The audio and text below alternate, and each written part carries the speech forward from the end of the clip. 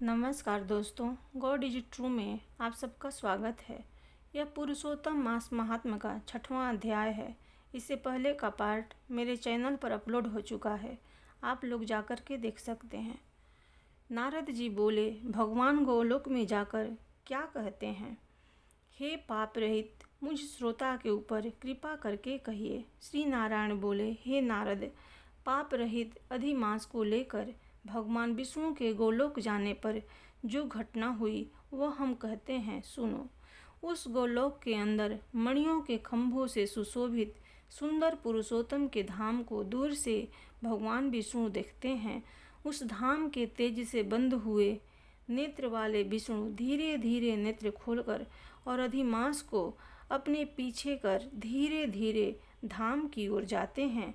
अधिमास के साथ भगवान के मंदिर के पास जाकर विष्णु अत्यंत प्रसन्न हुए और उठकर खड़े हुए द्वारपालों से अभिनंदित भगवान विष्णु पुरुषोत्तम भगवान की शोभा से आनंदित होकर धीरे धीरे मंदिर में गए और भीतर जाकर शीघ्र ही श्री पुरुषोत्तम कृष्ण को नमस्कार करते हैं।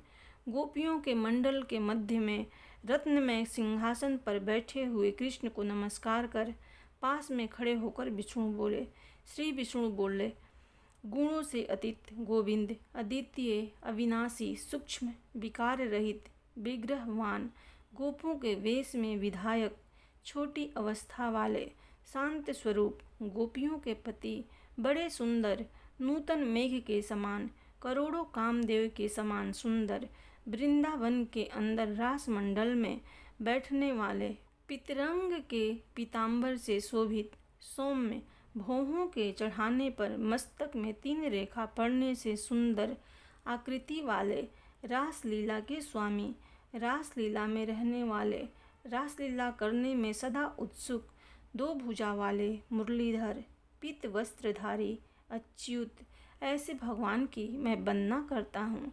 इस प्रकार स्तुति करके भगवान श्री कृष्ण को नमस्कार कर पार्षदों द्वारा सत्कृत विष्णु रत्न सिंहासन पर कृष्ण की आज्ञा से बैठे। श्री नारायण बोले, यह विष्णु का किया हुआ स्तोत्र प्रातः काल उठकर जो पढ़ता है उसके समस्त पाप नाश हो जाते हैं और अनिष्ट स्वप्न में भी अच्छे फल को देते हैं और पुत्र पुत्रादि को बढ़ाने वाली भक्ति श्री गोविंद में होती है। आकृति का नाश होकर सत्कृति की वृद्धि होती है। भगवान विष्णु बैठ गए और कृष्ण के आगे कांपते हुए अधिमास को कृष्ण के चरण कमलों में नमन कराते हैं। तब श्री कृष्ण ने विष्णु से पूछा कि यह कौन है, कहाँ से आया है, क्यों रोता है? इस गोलोक में तो कोई भी दुख भागी होता नहीं। इस गोलोक में रहने वाले तो सर्वदा आनंद में मग्न रहते हैं। ये लोग तो सपने में भी दुष्ट वार्ता या दुख भरा समाचार सुनते ही नहीं। अतः हे विष्णु, यह क्यों कांपता है और आंखों में आंसू बहाता दुखित हमारे सम्मुख किस लिए खड़ा है?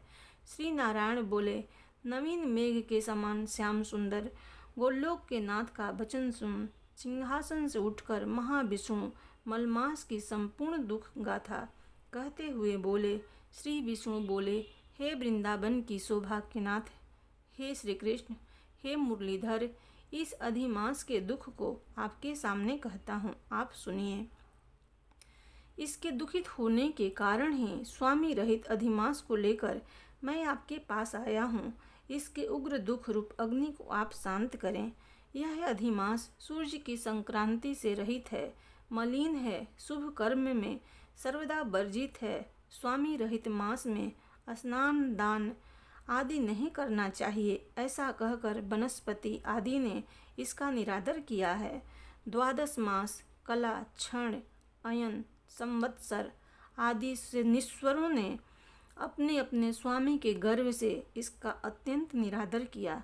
इसी दुखाग्नि से जलता हुआ यह मरने के लिए तैयार हुआ। तब अन्य दयालु व्यक्तियों द्वारा प्रेरित होकर हे हर्षिकेश शरण चाहने की इच्छा से हमारे पास आया और कांपते कांपते घड़ी घड़ी रोते रोते अपना सब दुख जाल इसने कहा। इसका यह बड़ा भारी दुख आपके बिना टल नहीं सकता। अतः इस निराश्रय का हाथ पकड़कर आपकी शरण में लाया हूँ।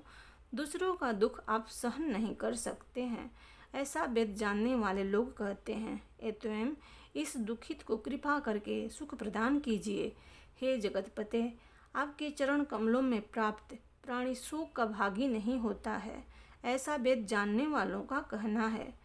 कैसे मिथ्या हो सकता है? मेरे ऊपर कृपा करके भी इसका दुख दूर करना आपका कर्तव्य है, क्योंकि सब काम छोड़कर इसको लेकर मैं आया हूँ। मेरा आना सफल कीजिए। बारंबार स्वामी के सामने कभी भी कोई विषय न कहना चाहिए, ऐसे नीति के जानने वाले बड़े बड़े पंडित सर्वदा कहा करते हैं। इस प्रकार अधिमास का सब दुख भगवान कृष्ण से कहकर हरि कृष्ण के मुखमंडल की ओर देखते हुए कृष्ण के पास ही हाथ जोड़कर खड़े हो गए।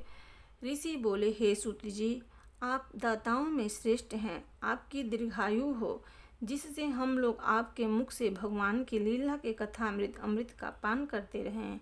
हे सूत, गोलोकवासी भगवान कृष्ण ने विष्णु के प्रति फिर क्या कहा और क्या किया इत्यादि लोकोपकारक विष्णु कृष्ण का संवाद सब आप हम लोगों से कहिए।